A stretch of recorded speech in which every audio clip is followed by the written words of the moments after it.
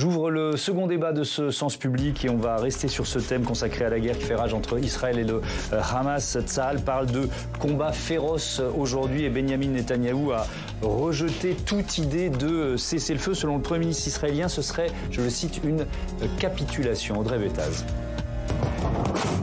À Gaza, les combats au sol font rage entre l'armée israélienne et le Hamas. C'est aussi une guerre d'images qui se poursuit.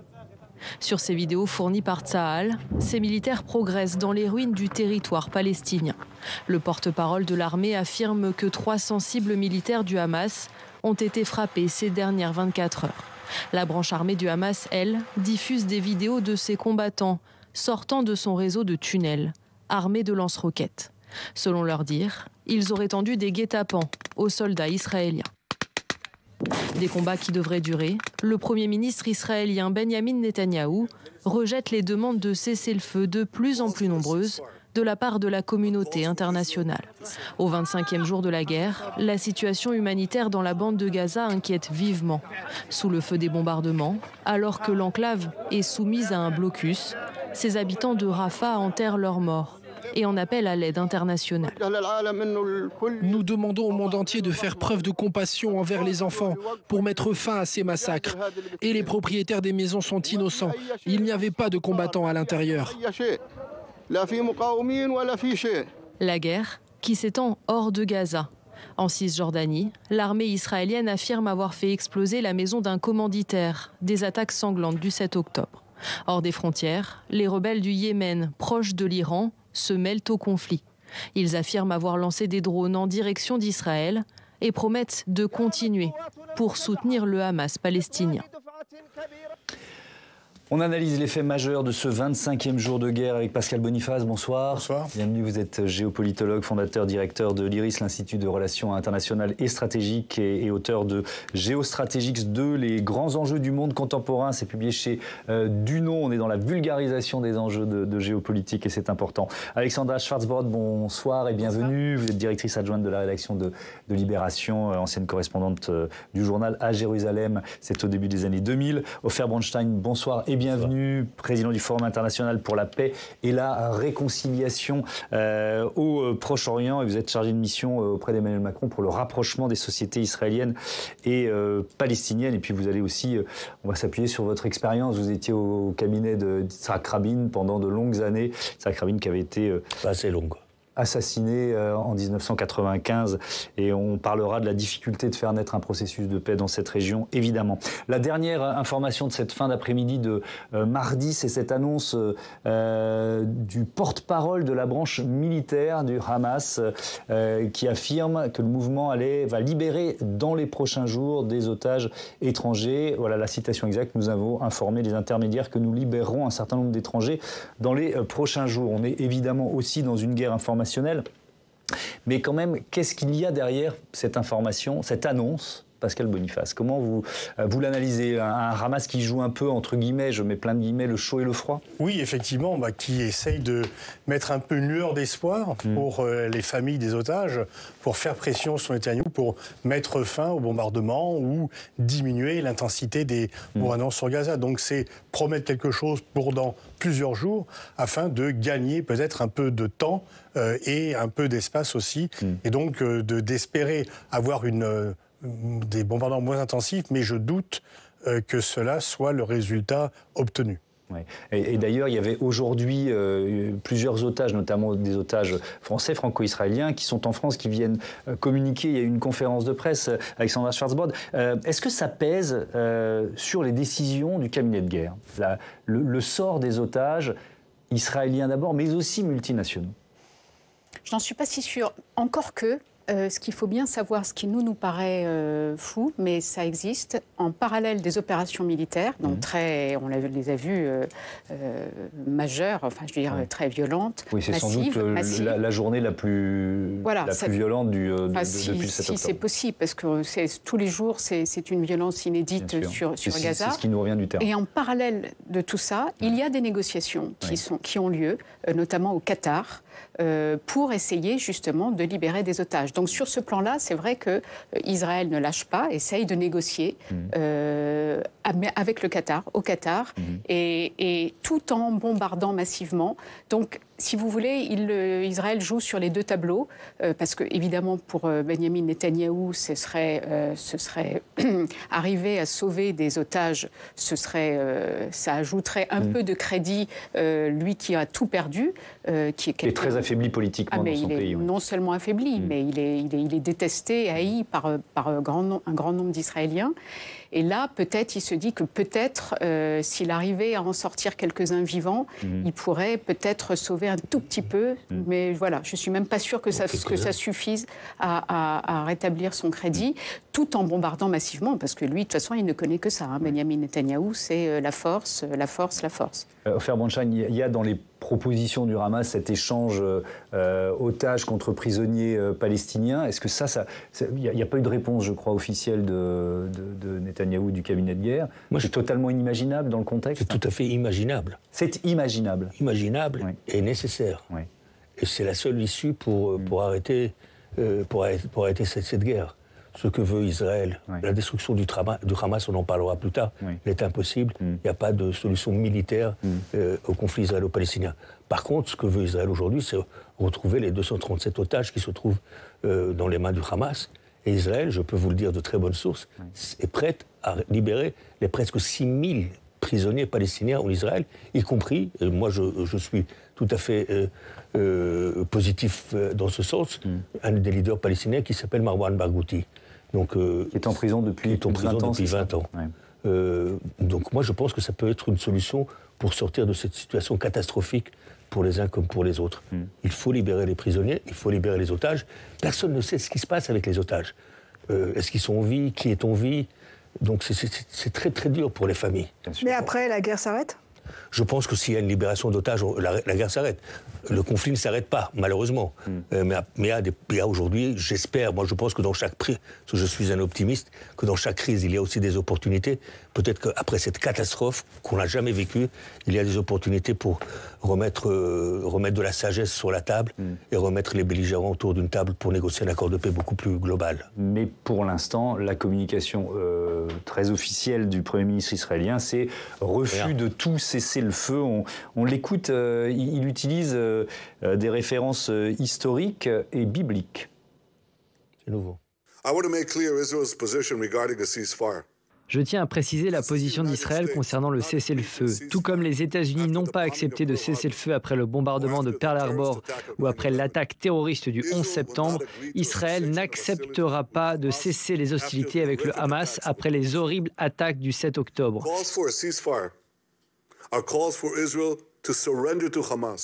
Les appels au cessez-le-feu sont des appels à la capitulation d'Israël devant le Hamas, devant le terrorisme, devant la barbarie. Cela n'arrivera pas. Mesdames et messieurs, la Bible dit qu'il y a un temps pour la paix et un temps pour la guerre. Nous sommes en temps de guerre. Pascal Boniface, ce temps de guerre peut-il durer longtemps? Est-ce qu'il y a une stratégie de Benyamin Netanyahou ou du cabinet de guerre aujourd'hui? Il y a une action, mais je ne crois pas qu'il y ait une stratégie. Une stratégie, on se donne des moyens pour parvenir à une fin. Là, la fin annoncée, c'est la destruction du Hamas.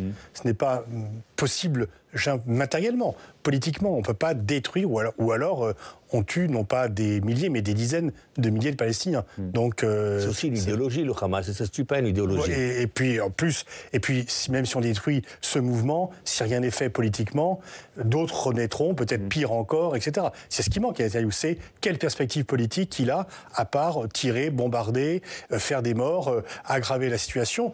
Et lui qui se réfère effectivement à ce qu'ont fait les États-Unis après Pearl Harbor et surtout après le 11 septembre, Biden lui-même a dit que... Ne refaites pas nos erreurs. On s'est trompé, on a réagi trop avec la force, on n'a pas fait de politique, on a réagi uniquement avec la force et on a plongé le monde dans un chaos indescriptible pour plusieurs années. Ne faites pas la même erreur. Et en fait, Benyamin Netanyahou dit « je vais faire la même erreur ». Mais ça s'explique peut-être, Ofer Bonshane, par le traumatisme vécu par la société israélienne. Est-ce qu'on peut effectivement comparer le 7 octobre à un 11 septembre 2001 pour les Américains? x10. x10. En septembre, c'était une catastrophe qui a bouleversé le monde. On a vu les méfaits au Moyen-Orient, on a vu les méfaits en Afghanistan aujourd'hui, on a vu les méfaits en Irak, ça a changé l'ordre du Moyen-Orient en mal. Mais pour la société israélienne est complètement traumatisée. Je crois que c'est un choc qu'elle n'a jamais vécu. Jamais vécu. C'est la première fois qu'il y a des attaques sur le terrain israélien, que des terroristes rentrent en Israël et l'attaquent d'une façon si cruelle et si massive. Et le paradoxe qui me fait beaucoup de peine en tant que militant pour la paix, c'est que la plupart des victimes du côté israélien appartiennent au camp de la paix. Ils n'ont pas attaqué des soldats, ils n'ont pas attaqué des colons. Ils ont attaqué des gens qui, tous les jours, avaient des contacts avec les Gazaouis, qui faisaient des choses. Je parlais hier à un père d'une fille qui a été tuée dans le sud d'Israël. C'est un homme qui travaille avec les Palestiniens tous les jours, qui transportait les Palestiniens dans les hôpitaux israéliens tous les jours. Et ce que j'ai trouvé admirable, et il m'a beaucoup ému, il m'a dit « Au fait, je ne vais pas arrêter.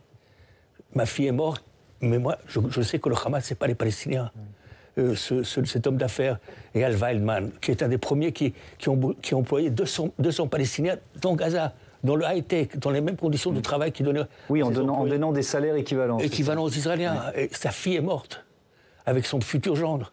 Et Waldman dit non. Moi, je ne vais pas seulement ne pas arrêter d'empocher des Palestiniens à Gaza, mais je vais doubler le nombre de Palestiniens. Donc ça fait de la peine que ce soit eux qui aient été touchés. Mais que pèse-t-il aujourd'hui dans la société israélienne, finalement? La paix n'est pas audible aujourd'hui. Oui. Même le camp de la paix ne veut pas en parler. Oui. On est soit dans la paralysie, dans la dépression, soit dans la rage, dans la volonté de vengeance. Dans les deux cas, c'est pas bon. Donc j'espère que les jours prochains, la raison reviendra et qu'on comprenne qu'il y a aussi de l'autre côté des victimes. On ne peut pas pardonner le massacre du 7 octobre par ces terroristes qui sont les ennemis du peuple palestinien. Ils savaient qu'Israël allait réagir de cette façon. Israël réagit toujours d'une façon très très dure. Donc le Hamas voulait qu'Israël réagisse, il voulait le chaos. Il voulait qu'on voie à la télévision maintenant les victimes palestiniennes. C'est les ennemis des Palestiniens, c'est les ennemis de l'islam, c'est les ennemis du monde arabe. D'ailleurs, un peu partout dans le monde arabe, les frères musulmans, on est en train de les chasser du pouvoir. En Tunisie, au Maroc, on a vu en Égypte. Parce que leur ambition, ils ne représentent pas le peuple palestinien. Le Hamas, c'est le mouvement de résistance islamique. C'est pas le drapeau palestinien, c'est le drapeau vert. Donc leur objectif, c'est un califat, c'est autre chose. Alexandra Schwartz-Bord, effectivement, il y a cet objectif affiché par Netanyahou, éradiquer le Hamas. On est, je pense, à peu près tous d'accord pour dire que c'est impossible. L'armée israélienne qui annonce que plusieurs chefs de la branche armée ont été tués. Qu'est-ce qu'on peut dire ce soir d'une éventuelle fragilisation du Hamas? Ma question n'est pas simple, je ne suis pas sûr que vous ayez la réponse. Je pense que personne n'a vraiment la réponse. Oui. Il y a en effet des leaders qui sont tués, il y a des hommes du Hamas qui sont tués, peut-être des hommes qui sont entrés en Israël, qui ont commis cet épouvantable massacre le 7 octobre. Mais comme le disait Pascal Boniface, comme le dit très bien Ofer Bernstein aussi, c'est totalement d'autres arriveront après. Tous ces enfants qui voient leurs parents, leurs frères, leurs sœurs tués, c'est un nouveau cycle de vengeance qui risque de s'enclencher. C'est à nouveau de tuer. Alors il y a deux choses sur lesquelles je voudrais revenir qui sont intéressantes. Le vide stratégique de Netanyahou, enfin du gouvernement israélien. C'est vrai que je pense qu'il ne sait absolument pas quel sera le coup d'après, si je puis me permettre de prononcer ce mot. Mais c'est peut-être une chance finalement.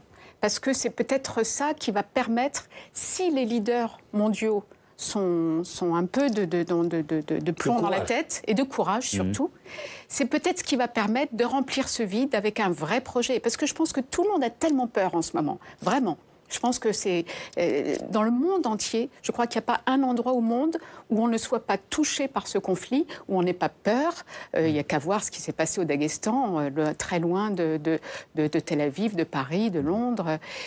Et donc tout le monde a tellement peur, et je pense les leaders du monde entier aussi, qu'ils soient arabes, parce qu'ils savent que leurs populations sont très sensibles au sort des Palestiniens, qu'ils soient occidentaux, parce qu'ils voient bien que là, ils sont entraînés dans sa folie guerrière par Netanyahou, entraînés dans le vide, dans le gouffre. Donc tout le monde a peur. Et j'espère que le fait qu'il y ait un vide stratégique, qu'il y ait un vide politique même, parce que Netanyahou, les Israéliens ne veulent plus en entendre parler. Donc ce gouvernement ne va pas survivre. Donc il y a tout à reconstruire. Il y a tout à reconstruire. Alors évidemment, ce n'est pas aux non-israéliens de décider pour Israël, mais avec un peu comme dit Ofer, beaucoup de courage, de bonne volonté, d'imagination, d'espoir. Il y a quelque chose à faire. Il faut absolument bâtir sur cette tragédie quelque chose qui tienne la route. Le problème, c'est que depuis 20 ans, on a totalement fermé les yeux sur ce qui s'est passé parce que on pensait qu'il n'y avait pas de solution. Enfin voilà. Et ça, c'est peut-être le seul espoir. Deuxième petite chose, la référence à la Bible. En effet, je pense que c'est assez nouveau. Et ça, je crains que ce soit l'influence des camarades de jeu de Benjamin Netanyahou, les religieux, qui prenaient de plus en plus d'importance dans la vie politique israélienne. Et ça, c'était dramatique. Et on voit comme il a été contaminé, si je puis dire, par ça, puisque c'est assez nouveau. C'est assez nouveau qu'il prononce ces mots-là. Pascal Boniface, sur l'hypothèse de voir une initiative internationale se lever dans les prochains, alors je ne sais pas dire jours ou semaines, qu'est-ce que vous en pensez ? L'histoire montre qu'il faut attendre un certain nombre de morts avant que les pays occidentaux se réveillent et demandent à Israël d'arrêter. Ouais. On l'a vu en 2006, 2009, 2012, 2014. Et pour l'instant, ils sont tétanisés parce que, effectivement, ils ont un peu peur que leur image... Il y a quand même ce sentiment que l'Ouest est de plus en plus critiqué au Sud. Il y a ce fossé entre l'Ouest et le reste, que les pays du Sud disent « mais vous critiquez la Russie quand elle bombarde l'Ukraine, vous ne critiquez pas Israël quand il bombarde Gaza ». Alors on peut discuter sur les comparaisons, mais en tous les cas, cette perception est une réalité dans de nombreux pays. Et donc en fait, on voit bien que, y compris les États-Unis, ont peur d'être entraînés dans l'impopularité indirectement par rapport à Israël, et que l'impopularité d'Israël dans le monde affecte également les pays occidentaux, et puis ça les gêne dans la gestion de ce qui est pour eux l'affaire la plus importante, c'était la guerre Russie-Ukraine, et tout ceci vient perturber en donnant un peu d'espace à Poutine, qui peut dire « regardez, moi je suis un homme de paix, regardez comment ça se passe là-bas », etc. Donc en fait, mais c'est vrai que pour l'instant, aucun leader occidental ne se sent en mesure de dicter des conditions à Netanyahou, y compris le président américain. Il a pu peut-être juste faire retarder l'offensive le temps qu'il soit en visite dans la région. Mais regardez, que le roi de Jordanie, que le président égyptien te disent c'est pas le moment qu'on soit pris en photo avec le président américain, en dit quand même long sur la peur qu'ils ont de leur propre opinion publique. C'était après le bombardement de l'hôpital. Oui. Le contexte était différent. Mais il y a quand même un climat général où ces régimes qui sont aussi fragiles, en fait, ils ont peur que des critiques de leur complicité avec les États-Unis qui est liée à Israël entraînent des révoltes qui puissent fragiliser leur propre régime. Et donc, en fait, la question, tous ces régimes sont fragiles, aussi bien en Israël que dans les pays voisins, et tout le monde a un peu peur, mais pour l'instant, une fois encore, disons que les Israéliens disent personne ne fait pression sur nous, c'est nous qui décidons de la façon dont on mène la guerre. Et personne ne dit non, on vous fournit l'aide et donc on peut vous donner quelques indications. On parle de l'opinion palestinienne dans un instant. Vous n'êtes pas tout à fait d'accord, Fabre Weinstein ? Exactement l'analyse de Pascal, parce que contrairement à lui, j'ai vu des sondages aujourd'hui auprès des démocrates américains. Oui. Ils ne soutiennent pas Biden et ils ne soutiennent pas les attaques israéliennes à Gaza.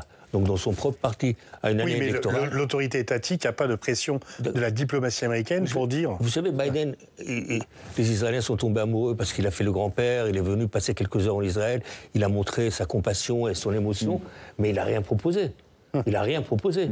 Les Américains et les Européens ne proposent rien. Ils se réveillent en état de crise, ils réagissent quand il y a quelques morts. Là, ils réagissent un peu plus parce que c'est une catastrophe, mais ils ne se donnent pas les moyens. Vous savez, les Israéliens, c'est Kissinger qui l'avait dit, n'ont pas de politique extérieure. Ils n'ont que de la politique intérieure. Et Netanyahou est pris, comme tous les gouvernements précédents, est pris en otage par ses propres coalitions. Donc chacun se tient de l'autre côté, il n'arrive pas à avoir une vision. On dit qu'un politicien, c'est quelqu'un qui regarde les prochaines élections, un homme d'État, c'est quelqu'un qui regarde les prochaines générations. L'Europe a donné 50 milliards d'euros en moins de 30 ans à l'autorité palestinienne dans la vision qu'un État palestinien va naître. Et ils n'ont pas leur mot à dire.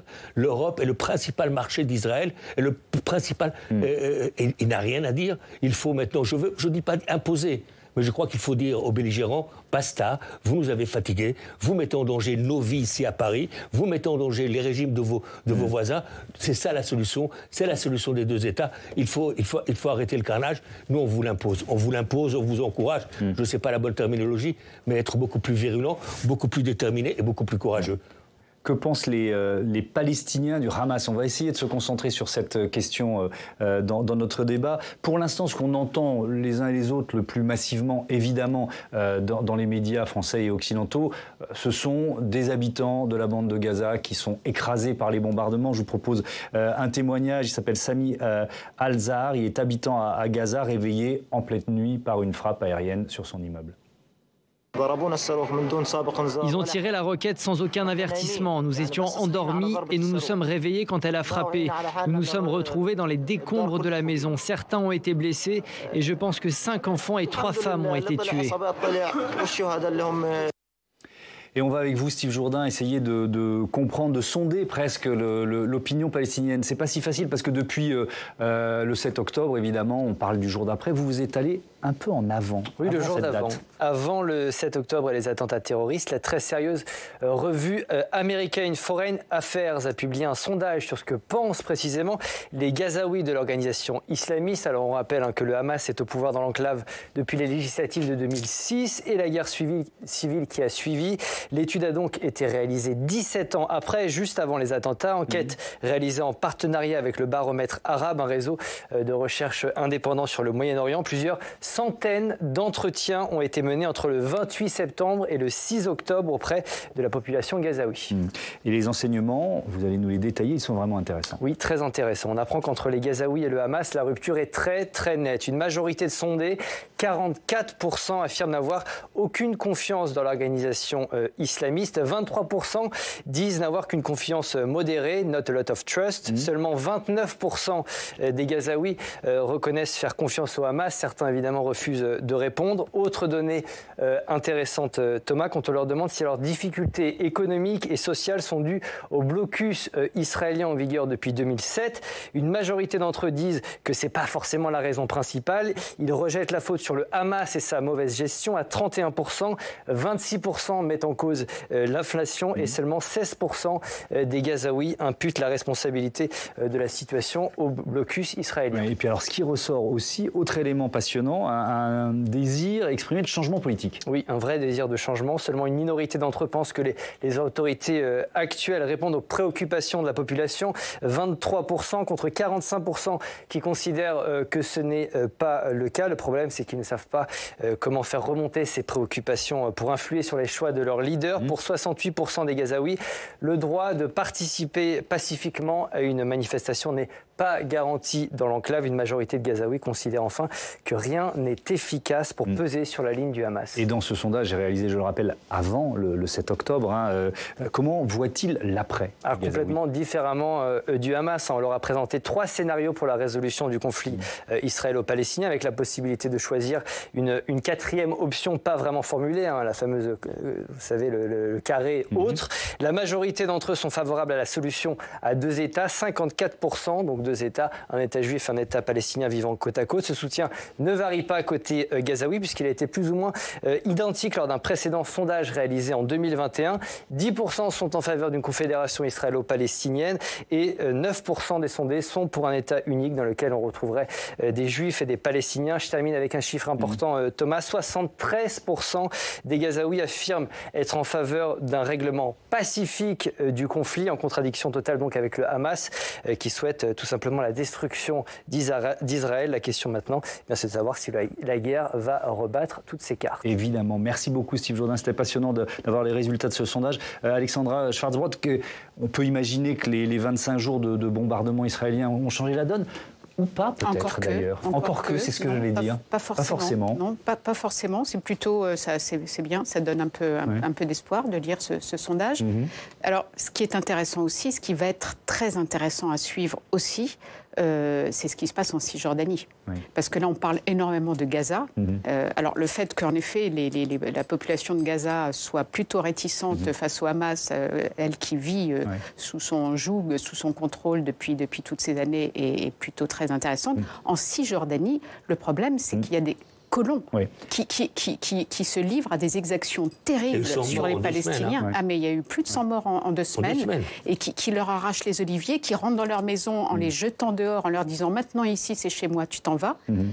Et donc là, j'ai très peur que paradoxalement, ce soit en Cisjordanie que ça se durcisse, que ça s'embrase carrément.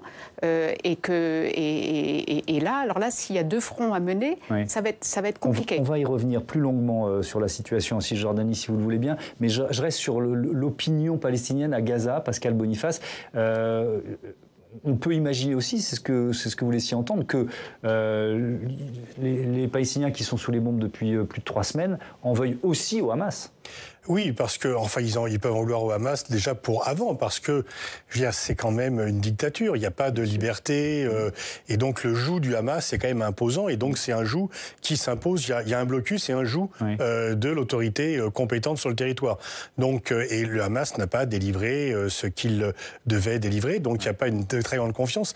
Le problème en Cisjordanie, c'est que l'autorité palestinienne est encore plus discréditée que le Hamas, parce qu'elle est corrompue, parce que la proposition de l'autorité palestinienne, c'est en négociant avec les Palestiniens, avec les Israéliens, qu'on obtiendra quelque chose. Ils n'ont absolument rien obtenu en 20 ans. C'est un échec total. Et ce qu'ils ont obtenu, c'est de coopérer, parce que malgré les différentes menaces, Mahmoud Abbas fait une coopération sécuritaire avec Israël qui est vécue comme une sorte d'occupation interne par les Palestiniens. Donc le Hamas est impopulaire à Gaza, mais l'autorité palestinienne est totalement impopulaire. Et donc par réaction, comme les habitants de Cisjordanie ne subissent pas le joug du Hamas, ils ne sont pas soumis à la figure du Hamas, ils peuvent se dire, au moins, eux, ils combattent, au moins, et être pris. Donc, il peut avoir une certaine popularité. Mais Ofer a parlé tout à l'heure de la libération de prisonniers. Beaucoup d'observateurs pensent qu'il y a quelqu'un qui incarne une alternative, qui est en prison depuis 20 ans, qui a été condamné pour terrorisme alors qu'il clame son innocence, qui est partisan d'un accord négocié avec Israël et qui, lui, est légitime parce que depuis 20 ans qu'il est en prison, il n'est pas corrompu. Avant, en plus. Voilà, il en avait fait avant. C'est Marwan Barghouti, que les Israéliens ont toujours refusé de libérer. Est-ce que les choses changeront?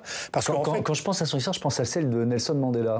Oui, alors c'est certainement, c'est pas totalement comparable, mais c'est un homme qui sort de prison et qui finalement décide de pardonner, entre guillemets, et d'incarner la paix. Et donc, effectivement, on peut faire une comparaison. Et là, il y aura vraiment un espoir, parce que, je veux dire, le Hamas, on ne peut pas négocier avec, et je ne suis pas sûr qu'il va négocier. L'autorité palestinienne, les dirigeants du monde entier, les dirigeants occidentaux font semblant de croire encore qu'ils représentent quelque chose, mais il y a quand même un marché de dupes d'aller voir Mahmoud Abbas en disant que c'est représentant. Mais qui représente les Palestiniens? C'est pas l'autorité palestinienne, c'est pas le Hamas, donc il y a un vide stratosphérique qu'il faut remplir, faute de quoi, déjà que les Israéliens au pouvoir ne veulent pas une solution politique, mais on ne sait pas trop avec qui la négocier pour l'instant, parce que l'idée de dire qu'on va rétablir l'autorité palestinienne à Gaza pour lui donner les clés du pouvoir, après des bombardements israéliens, si l'autorité palestinienne revient dans les fourgons de l'armée israélienne, ça ne marchera pas. C'est pas la solution proposée par le président Macron. Non. Mais c'est une solution proposée par certains Israéliens. Oui, mais elle aurait dû être proposée quand les Israéliens ont quitté d'une façon unilatérale Gaza par Sharon. Israël aurait dû dès le départ... Yossi Beilin avait dit à l'époque, qui était le leader du Meretz, le parti à gauche du Parti travailliste, si on se retire de Gaza sans négocier avec l'autorité palestinienne, c'est le Hamas qui va gagner. Mais vous savez, Netanyahou lui-même, l'extrême droite israélienne, et le ministre des Finances, il y a encore 2 mois, a dit si on ne veut pas d'État palestinien, il faut renforcer le Hamas. Donc la politique de l'extrême droite israélienne était de diviser pour régner et de dire on n'a pas de partenaire palestinien. Je ne partage pas exactement ton avis par rapport à l'autorité palestinienne. Parce que l'autorité palestinienne, ce n'est pas Mahmoud Abbas. Moi, si j'ai une lueur d'espoir aussi au niveau politique, c'est que dans 6 mois, la scène politique israélienne et palestinienne va être complètement modifiée. Netanyahou est sur le départ. Son gouvernement ne sera pas... Le prochain gouvernement n'aura pas la même forme. Il y aura des élections ou pas forcément? En Israël, il y aura des élections. Parce que je ne vois pas un autre gouvernement avec cette coalition se former. Mais Israël, comme vous le savez, ces dernières années, a pris l'habitude d'avoir des élections récurrentes. Mahmoud Abbas va partir. C'est une question de mois. Aujourd'hui, on le maintient pour éviter une guerre de succession à l'intérieur de l'autorité. Moi, je l'aime beaucoup, c'est un ami, mais c'est fini. Donc je crois qu'avant l'été, il va y avoir des changements politiques très importants chez les Israéliens et chez les Palestiniens. Et c'est l'occasion, encore une fois, pour la communauté internationale d'être ferme, déterminée et courageuse pour les pousser à une solution permanente du conflit. Je voudrais qu'on parle effectivement de la Cisjordanie, vous avez commencé à l'évoquer, mais on va y consacrer quelques minutes dans ce débat, avec peut-être pour commencer la communication officielle de l'armée israélienne, le porte-parole de Tzahal. Alors quand il parle de Cisjordanie, il parle de la Judée et de la Samarie, pour que vous compreniez bien l'extrait. Voilà, c'est une autre rhétorique. On écoute cet extrait. Tôt le matin, en Judée et en Samarie, notre armée a éliminé un certain nombre de terroristes dans le camp de réfugiés de Jenin. Il s'agissait de terroristes armés engagés contre nos forces. Ils ont été éliminés depuis les airs. Parallèlement, cette nuit encore, des dizaines d'activistes terroristes ont été arrêtés, rejoignant ainsi les plus de 700 agents du Hamas arrêtés en Judée et en Samarie depuis le début de la guerre. Et selon le ministère de la Santé en Palestine, en Cisjordanie, au moins 122 Palestiniens ont été tués depuis le 7 octobre. Alexandra Schwarzbord, Libération travaille beaucoup sur la Cisjordanie. Vous avez beaucoup documenté ce qui s'y passe. Qu'est-ce que vous pouvez nous en dire ? Que l'ambiance est totalement pesante. Les gens sont enfermés, les Palestiniens sont enfermés chez eux parce qu'ils ont peur. Ils ont peur d'être agressés par les colons. Ils ont peur que les soldats les prennent pour des terroristes du Hamas. Donc ils sont planqués. Ils ont peur du Hamas aussi. Et ils ont peur aussi, sans doute, du Hamas. Parce qu'ils ne veulent pas dénoncer le drame du 7 septembre. C'est ça qui m'inquiète à moi. Du 7 octobre. Du 7 octobre. Ils ne veulent pas le dénoncer parce qu'ils ont peur du Hamas. Oui, non, mais il y a une peur, je crois qu'on n'imagine pas la peur qui règne en Cisjordanie et à Jérusalem-Est. Là aussi, on parle pas beaucoup de la Cisjordanie, mais on parle encore moins de Jérusalem-Est, qui est donc la partie autrefois palestinienne de Jérusalem, mais qui l'est de moins en moins, puisque la plupart des Palestiniens ont été chassés de Jérusalem. Donc, on en parle moins, mais alors eux, ils ont encore plus peur. Donc, eux, les Palestiniens de Jérusalem-Est sont vraiment enfermés chez eux. Ils n'osent pas sortir. Ils ont peur des soldats et des colons. Et sans doute de... Alors, justement, vous dites ils ont peur du Hamas. C'est-à-dire que les Palestiniens qui pourraient dire c'est insupportable ce qui s'est passé le 7 octobre et condamner clairement l'attaque terroriste, n'osent pas le faire, pour beaucoup d'entre eux. Ça, c'est quelque chose qui personnellement me touche énormément. Je ne veux pas dire me décevoir parce que je ne veux pas être à leur place. Mais ça m'a fait de la peine de voir mes partenaires depuis 30 ans, 40 ans pour la paix.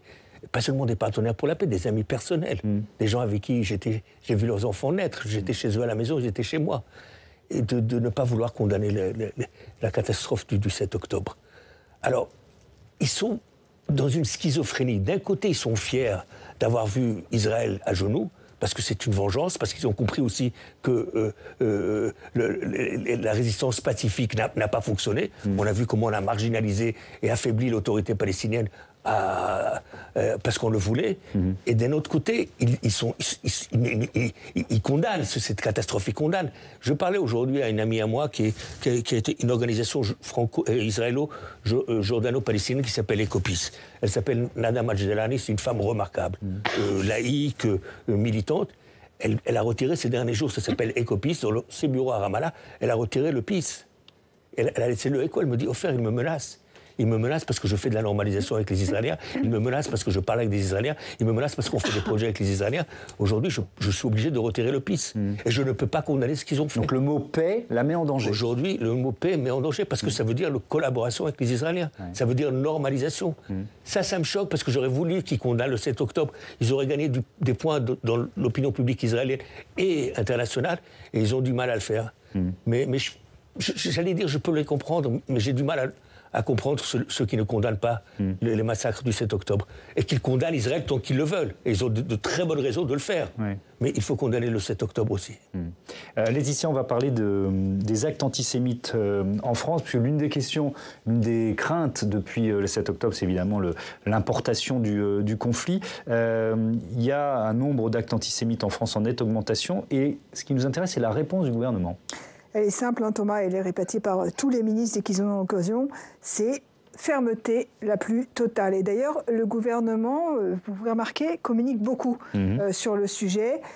Hier, c'était le ministre de l'Intérieur, Gérald Darmanin, qui lui-même a donné le nombre d'actes antisémites depuis le 7 octobre. C'est un nombre en hausse, vous avez raison, puisque nous sommes à 819 actes qui ont été recensés, une hausse considérable. Juste pour vous donner comme ça un autre chiffre qui va pouvoir permettre la comparaison, 2015, c'est l'année la pire de la décennie en nombre d'actes antisémites. On était à 808 actes. En une année complète. En une année. Donc vous avez vu, depuis le 7 octobre, on a dépassé le nombre d'une année. Mais au gouvernement, la position est très claire. C'est-à-dire qu'on fait la transparence sur le nombre d'actes antisémites et immédiatement, il faut toujours donner le nombre d'interpellations. C'est-à-dire qu'il faut montrer qu'il y a une réaction immédiate de l'État français.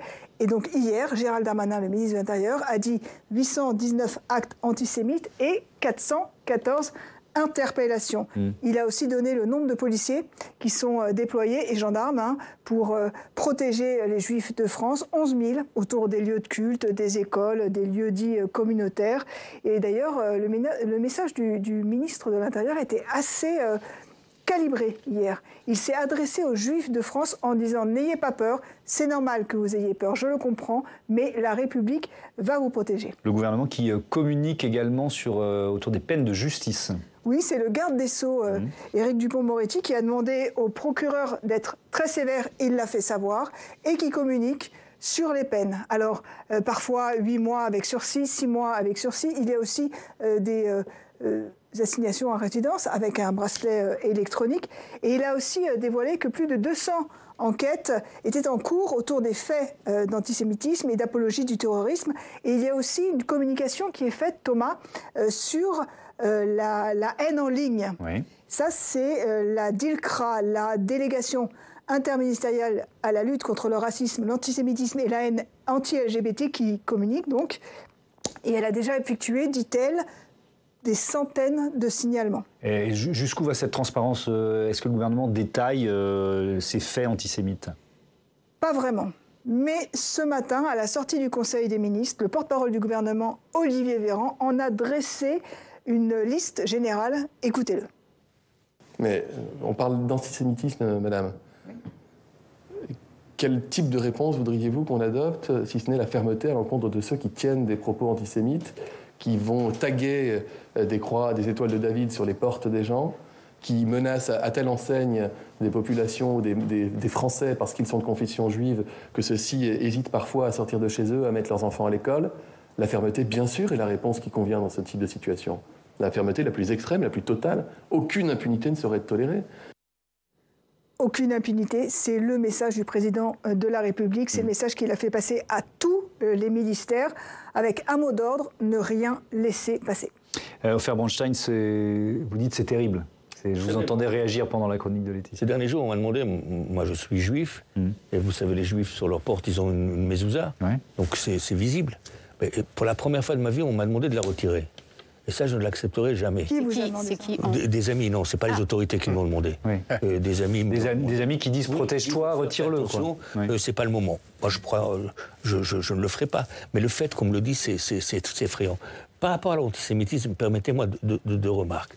La première, c'est que je pense que beaucoup de ces pro-palestiniens, entre guillemets, même pro-Hamas, entre guillemets, sont instrumentalisés. Parce que je déplore le fait que je ne les ai pas vus dans les rues quand 500 000 Syriens ont été massacrés. Je ne les ai pas vus dans les rues quand 1,5 million de musulmans ont été tués dans la guerre Irak-Iran dans les années 80. Je ne les ai pas vus dans les rues quand il y a des musulmans qui se sont fait massacrer en Irak. Je les vois dans la rue que lorsqu'il y a le conflit israélo-palestinien, et je le déplore. Et la deuxième remarque... Et donc ça veut dire quoi? Ça veut dire qu'ils sont là quand il y a Israël pour pouvoir exprimer un antisémitisme. Voilà. Oui, absolument. Que les choses soient claires. Absolument. Je pense que leurs raisons sont mauvaises pour une partie d'entre eux. La deuxième remarque, je suis sollicité pour parler parfois du processus de paix. J'accepte d'aller que dans les bons lieux. À chaque fois que j'y suis allé, et je parle de 5 km de Paris, à chaque fois que je suis allé, à la fin de mon intervention, il y a toujours un gamin ou une gamine qui sont venus me voir pour me dire, vous savez, monsieur, c'est la première fois qu'on rencontre un juif. Et ça, je trouve que c'est la responsabilité de la République. C'est la République qui doit faire en sorte que nous nous rencontrions, que nous nous connaissions, que nous nous parlions. Sinon, on va continuer à avoir cette catastrophe de racisme, d'islamophobie et d'antisémitisme qui va gangréner notre société. C'est pareil pour les Israéliens et les Palestiniens. Depuis le deuxième intifada, la loi israélienne interdit aux Israéliens d'aller chez les Palestiniens. Et les Palestiniens qui rentrent en Israël, c'est uniquement les ouvriers, les travailleurs, les pauvres. Donc les Israéliens ne se parlent pas, ne se rencontrent pas, ne se connaissent pas. Et on ne peut pas faire la paix si on ne se parle pas, si on ne se touche pas, si on se compatit avec la souffrance de l'autre. Et ça, c'est de notre ressort de pouvoir le changer. En Israël, ce que vous venez de dire, c'est très intéressant, parce que surtout ce qui s'est passé, c'est que depuis la construction du mur qui sépare la Cisjordanie d'Israël, a fait en sorte, dans les esprits des Israéliens, que le problème palestinien avait été repoussé au-delà du mur. Il n'y avait plus de problème palestinien. On peut même dire que la communauté internationale était un peu dans le même état d'esprit. Et un peu aussi la communauté internationale. C'est-à-dire qu'entre ceux qui étaient enfermés à Gaza et ceux qui étaient de l'autre côté du mur, il n'y avait plus de problème palestinien. Et c'est ça le drame. Et en effet, il n'y avait plus d'allées et venues entre Tel Aviv et Ramallah. Les gens ne se rencontraient plus. Il n'y avait plus de... Il y a une génération qui... Plus rien d'humain. Et c'est ça c'est ça le drame. Et c'est pire à Gaza. Les aînés israéliens, palestiniens, avaient grandi ensemble et se parlaient depuis l'enfance. Moi, j'allais deux fois par semaine, 3 fois par semaine, manger du poisson à Gaza, comme mes amis appelaient. Ça me prenait 1 heure entre Tel Aviv et Gaza. Rien du tout. Pas de checkpoint, rien. On passait des soirées fantastiques. Et vous savez, chez Gaza, c'est encore pire comme phénomène. Parce que les Gazaouis, il y a très peu, seulement ces derniers temps, on a autorisé un peu. Excusez-moi l'expression, mais les Palestiniens de Gaza sont victimes d'un viol collectif. Ils sont victimes du Hamas, ils sont victimes d'Israël, ils sont victimes de l'Égypte, ils sont victimes du monde arabe. Tout le monde a utilisé les Gazaouis à leur propre séance pour leur propre intérêt politique. Mais quand ça arrive à l'aide et à la coopération, ils sont tous absents. Un Gazaoui, 75% des Gazaouis ont moins de 30 ans.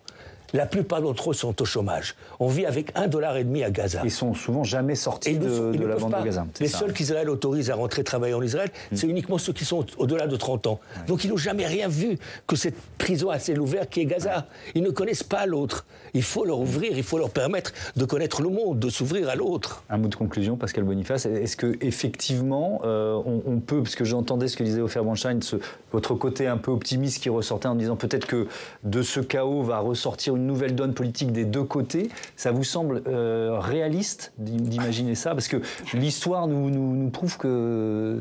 pour l'instant, l'histoire était dans le même côté depuis l'assassinat de Rabin. C'est que l'assassinat de Rabin a fait dérailler les attentats du Hamas et les assassinats de Rabin ont fait dérailler le processus de paix. Non, il ne faut pas perdre espoir. Il y a quand même toujours... un terroriste juif, il faut le dire. Oui, bien sûr. Disons, dont les entre guillemets descendants étaient au cabinet de Netanyahou. S'entendaient auparavant. Juifs arabes s'entendaient auparavant. Ils ne sont pas condamnés à se haïr. Français-allemands se sont réconciliés.